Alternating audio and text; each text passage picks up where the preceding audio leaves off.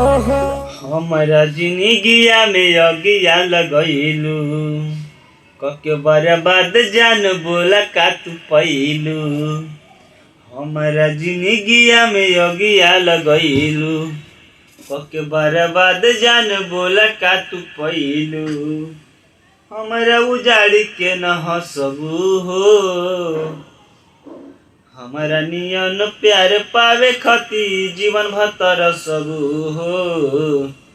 एक बात लिखल तू साफ साफ कबो नाही हंसबू हो। जिकरा भिरी जइबू जान हो ओकरो के ना सबू हो। एक बात लिखल तू साफ साफ कबो नाही हंसबू। रोहिया में फुलवा बिछवनी छिट दिहलू तू काटहू। नाजुक रहे नैया के डोरी तोड़ दिहलू सब नातहू। कि जवन रोहिया में फुलवा बिछवनी छिट दिहलू तू काटहू। नाजुक रहे नैया के डोरी तोड़ दिहलू सब नातहू।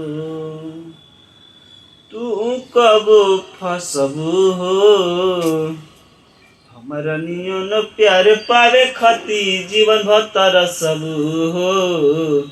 एक बात लिखल तू साफ साफ कबो नहीं हंसबू हो। जिकर भी जइबू जान हो ओकरो के ना सबू हो। एक बात लिखल तू साफ साफ कबो नहीं हंसबू हो। एगो बात लिखल तू साफ साफ कबो नहीं हंसबू।